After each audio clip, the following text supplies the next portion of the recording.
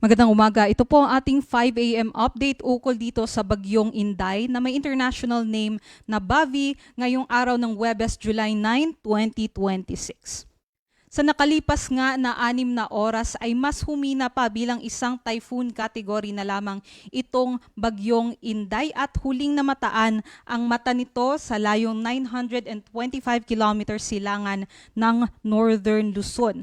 Kahit humina po ito ay malakas pa rin naman po ito na bagyo. At kung mapapansin nga po natin, marami pa rin po yung mga naaapektuhan nitong wind field at mga rain bands nitong bagyong Inday dahil nga po malawak yung sakop ng bagyo. Yung taglay po na hangin nito ay aabot ng 175 kilometers per hour at pagbugso naman po ay aabot ng 215 kilometers per hour. Sa kasalukuyan, kumikilos po ito pa west-northwestward sa bilis na 20 kilometers per hour. Within the next hours, inaasahan po natin yung malalakas na hangin dito pa rin po sa may Northern Luzon, specifically sa may Cagayan Valley, maging sa may Cordillera Administrative Region, Ilocos Norte, maging dito po sa may Aurora and Catanduanes. Inaasahan din po natin kasabay nung mga malalakas na hangin nitong bagyong Inday ay meron din pong dalang pag-ulan itong bagyo. Aside naman po sa mga nabanggit na lugar, kung mapapansin po natin sa mga ngayong araw nga po or ngayong mga panahon na ito ay meron na din pong nakakaapekto na mga outer rain band o mga pag-ulan nitong bagyong Inday dito po sa may Bicol region and also dito sa may Eastern Visayas. So expect po natin throughout the day meron po tayong mga pag-ulan sa mga nabanggit na lugar dulot naman nitong bagyong Inday. And also patuloy pong pinapalakas at hinihila ng bagyong Inday ang habagat patungo naman sa may Palawan, Visayas, and also sa may Mindanao. So expect po tayo na makulimlim na panahon, kalat-kalat din ng mga pag-ulan, pagkulog at pagkidlat dito po sa may Mimaropa, maging sa may Western Visayas, Negros Island Region, Zamboanga Peninsula, Barm, and also sa may Lanao del Norte, Sultan Kudarat, South Cotabato, and also sa may Sarangani. Yung mga pag-ulan na ito ay maaari pa rin pong magdulot ng pagbaha at pagguho ng lupa.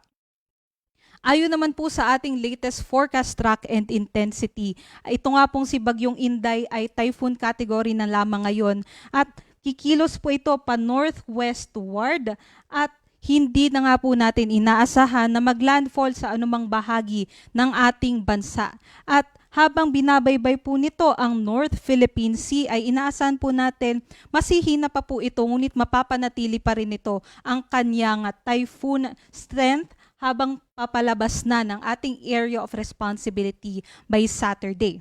Pinaka-close approach po nito sa extreme northern Luzon ay by Friday evening or Saturday morning. At nakikita natin, maaari po itong mag-close approach o maaari din pong mag-landfall dito po sa may northern part ng Taiwan by Saturday.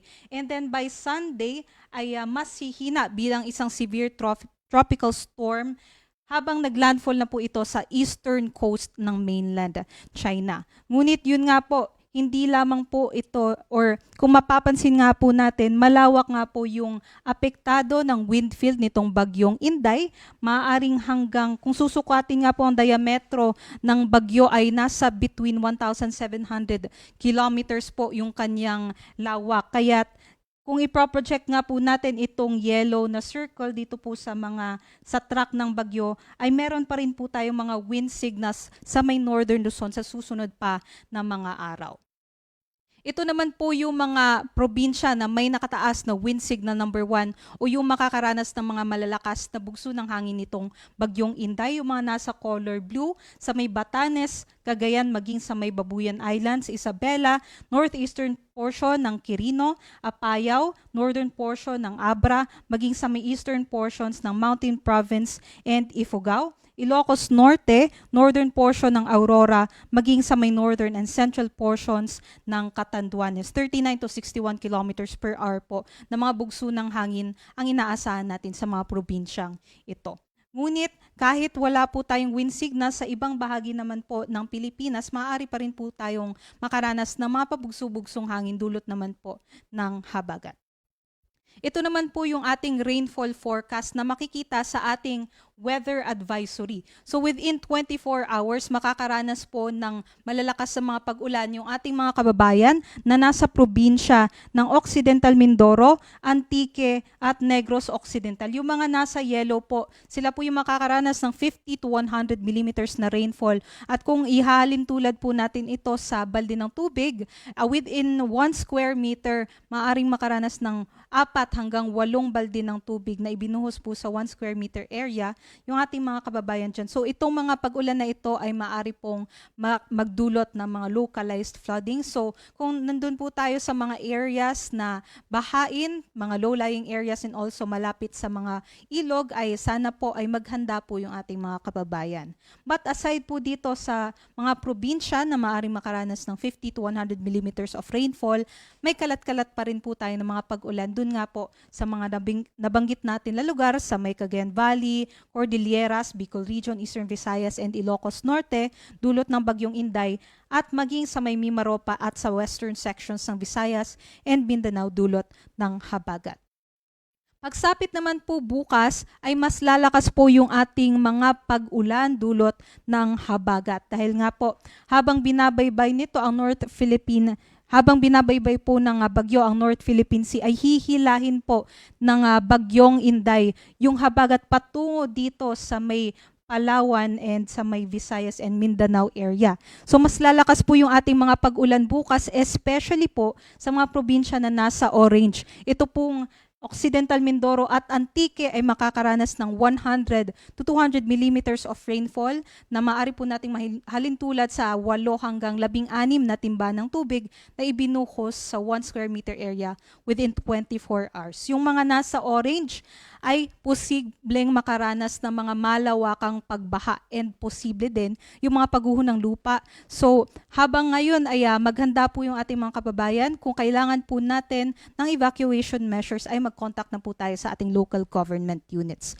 50 to 100 millimeters naman na rainfall yung inaasahan dito po sa mga kababayan natin sa Zamboanga del Sur, Lanao del Norte, Lanao del Sur, maging sa may Negros Oriental, Negros Occidental, Guimaras, Iloilo, Palawan, Bataan at sa may Zambales. Kung mapapansin nga po natin, mas tataas na po yung orientation ng southwest monsoon sa susunod na mga araw. Aside po dyan, yung ating bagyo po ay makaka-apekto pa rin po sa may Batanes. So expect natin yung mga pabugso-bugsong hangin at malalakas sa mga pag-ulan sa may Batanes bukas.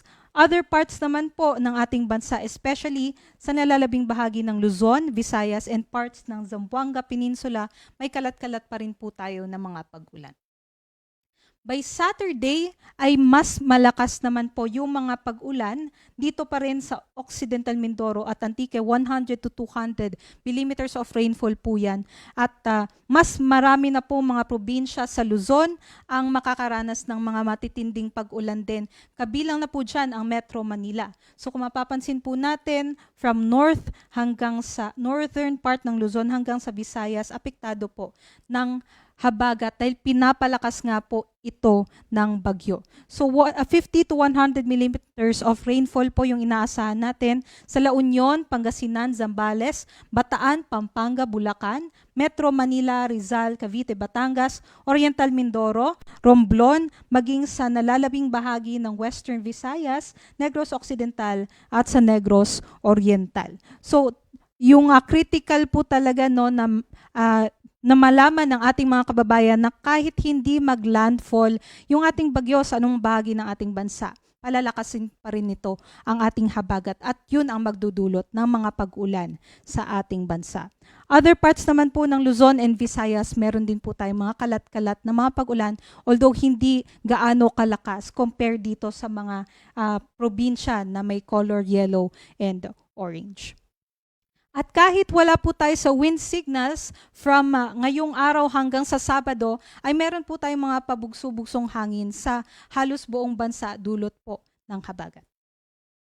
Para naman po sa warnings or yung gale warning natin para sa Dito po sa Pilipinas ay meron po tayong nakataas na gale warning sa may northern and eastern seaboards ng Luzon, maging sa eastern seaboard din ng Visayas dahil nga po sa matataas na mga pag-alon na maaaring umabot ng 5 meters, especially dito malapit sa mga periphery nitong bagyong Inday.